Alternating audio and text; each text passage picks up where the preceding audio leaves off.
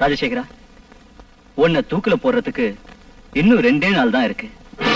அதனால உனக்கு ஏதாவது நிறைவேறாத ஆசை இருந்துச்சுன்னா என்கிட்ட சொல்லு, அத நான் நிறைவேற்றி வைக்கிறேன். அப்படின்னா உனக்கு ஏதாவது சாப்பிடணும்னு ஆசை இருந்தா, இல்ல யாரையாவது பார்க்கணும்னு ஆசை இருந்தா அத நான் நிறைவேற்றி வைக்கிறேன். சார், மகாலட்சுமி ஆட்ட மனைவி எனக்கு இருந்தோம், அவளோட சேர்ந்து வாழ்க்கை நடத்த அதிர்ஷ்டம் இல்லாதவன் சார் நான். இல்லாததையும் பொல்லாததையும் சொல்லி அவளோட வாழ்க்கையை பாழாக்கிற பாவி சார் நான். ராஜசேகர் சார், நான் அவளுக்கு செஞ்ச அநியாயத்துக்கு அவகிட்ட மன்னிப்பு கேட்கணும் சார். இல்லைன்னா மரணத்துல கூட எனக்கு சாந்தி இருக்காது சார், நரகத்துல கூட நிம்மதி இருக்காது சார். சார், தயவு செஞ்சு என் மனைவியை பார்க்க ஏற்பாடு பண்ணுங்க. நான் அவளுக்கு செஞ்ச தப்புக்கு மன்னிப்பு கேட்கணும். இதான் என் ஆசை சார், இதான் என் ஆசை சார்.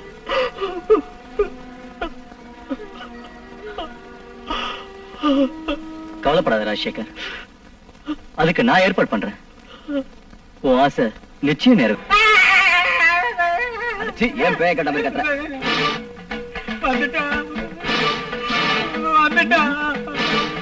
யாரு? நாக்க தொங்க போட்டு கட்ட செலவாக்கிட்டு கையில சோளத்தோட வர.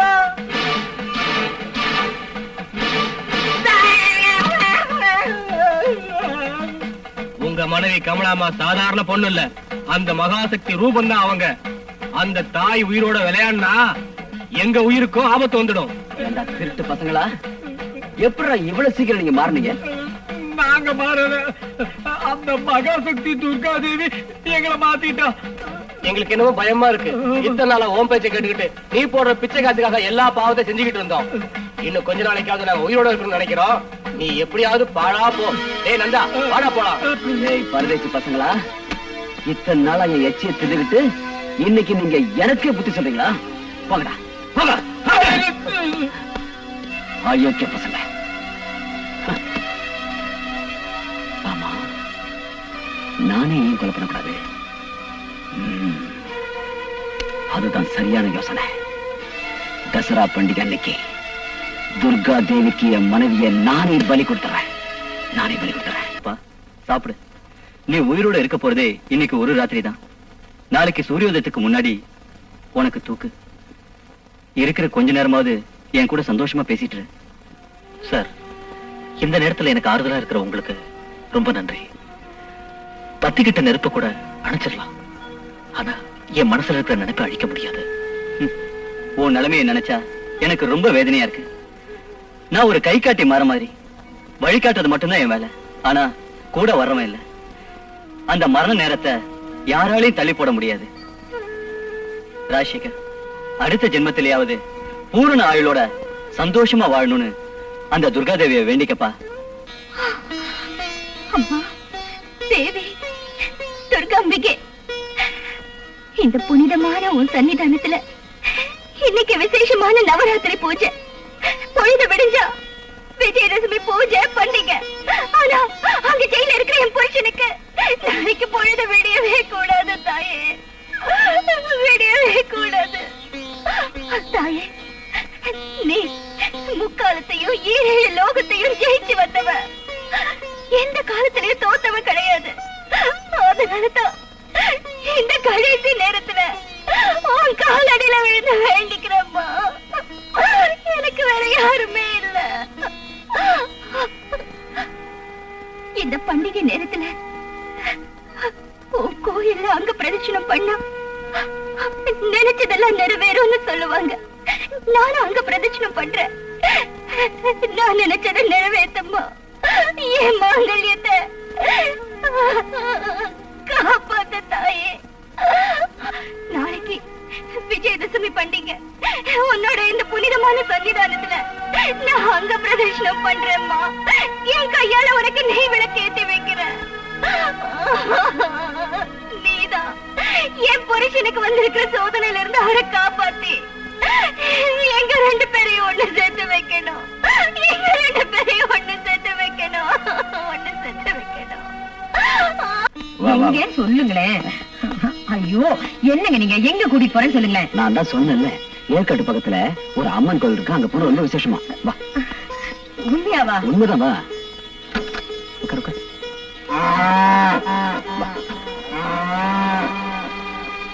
ஏங்க லக்ஷ்மி ஏங்க இப்படி கத்துறா?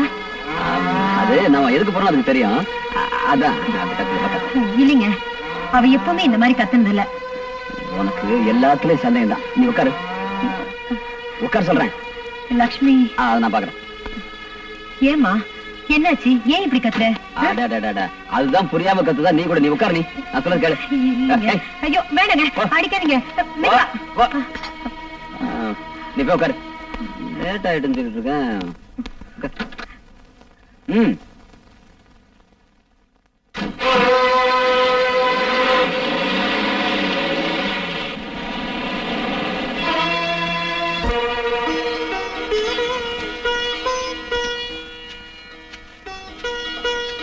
பாத்தியா கமலா, இத வனதுர்கான்னு சொல்லுவாங்க.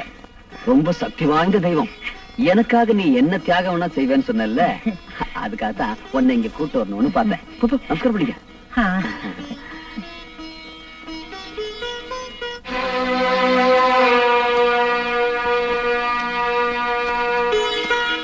அம்மா தாயே,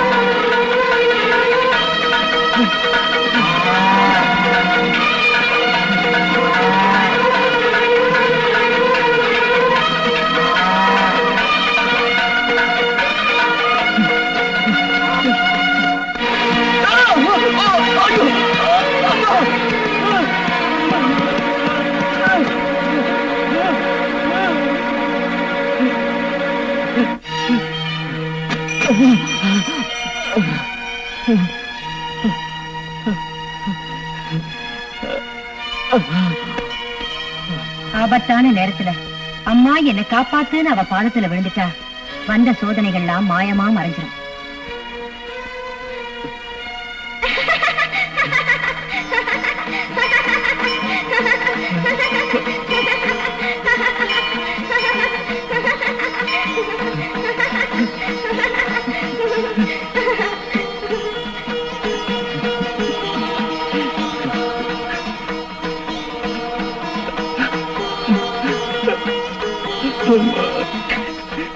அம்மா ஜெகதாம்பா, துர்கா பரமேஸ்வரி, உன்னுடைய உண்மையான பக்தர்களுக்கு கொடுக்கிற தரிசனத்தை இந்த பாவிக்கு கொடுத்து என் பாவத்தை போக்கிட்டியா தாயி.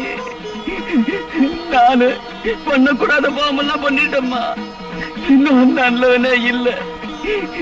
என்ன பெத்த தாய்க்கு மேலா இருந்து என் உயிரை காப்பாத்தின துர்காவை என் கையால நானே கொலை பண்ணிட்டேம்மா. நானே கொலை பண்ணிட்டேன். 7 ஜென்மத்துக்கும் இந்த பாவிக்கு மன்னிப்பே இல்ல தாய். 7 ஜென்மத்துக்கு இந்த பாவிக்கு மன்னிப்பே இல்ல இல்ல இல்ல இல்ல இல்ல. என்ன மன்னிச்சிரு, என்ன மன்னிச்சிரு.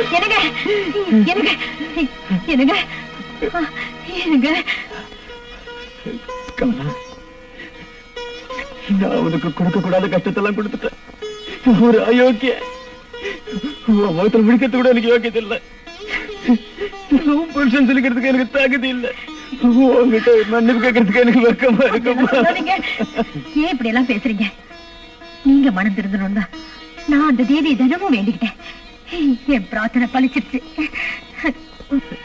கமலா, என்னுடைய மனமாற்றம் இனிமே உனக்கு பிரயோஜனப்படாது.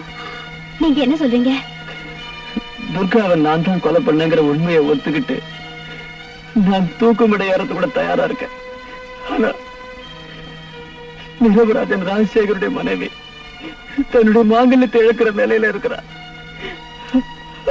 அது நினைச்சாதான். அந்த கவலை உங்களுக்கு வேண்டாம். என் மாங்கல்யத்தை காப்பாத்துவாங்கிற நம்பிக்கையோட இந்த தாய்கிட்ட நான் வேண்டிக்கிட்டேன். என் மஞ்சள் குங்குமத்தை காப்பாத்திட்டா. என் புருஷனை என் கூட சேர்த்து வச்சுட்டா. என்னது? ராஜசேகருக்கு விடுதலை கிடைச்சா? விடுதலை மட்டும் கிடைக்கல, நான் நிரபராதை நிரூபிச்சாச்சு. நான் காவிரிக்கு கட்டின தாலி துர்கா தேவி போட்ட பிச்சை. தாலியை கொடுத்தவ எங்க கைவிட்டுவாளும் நினைச்சேன். ஆனா அந்த தர்ம தேவதை சத்தியத்துக்கு சாட்சியாகி தர்மத்தை நிலநாட்டிட்டா. என்ன சாவல இருந்து காப்பாத்திட்டா. ஆச்சரியமா இருக்கு. துர்காவை கொலை பண்ணது நானே இது போலீஸ்ல சிக்கல. உனக்கு எப்படி விடுதலை கிடைச்சது? என்னால?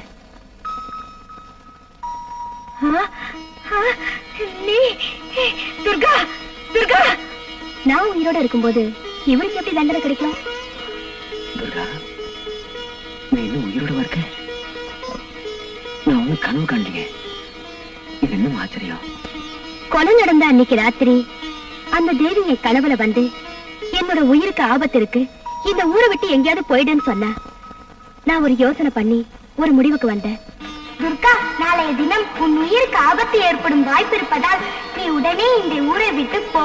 நான் குடியிருக்கும் எல்லா கோவிலுக்கும் சென்று என்னை தரிசனம் செய்துவிட்டு விஜயதசமி அன்று என் தரிசனத்திற்கு வா.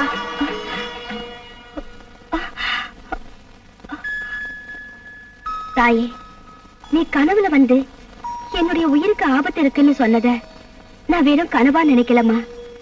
நீ நிஜமாவே நேர்ல வந்து சொன்னதா நினைச்சுக்கிட்ட. உன்னுடைய அமுத வாக்கு எனக்கு மூல மந்திரம். தாயே, நீ சொன்னதை போலவே நான் இப்ப இந்த ஊரை விட்டே போறேன்.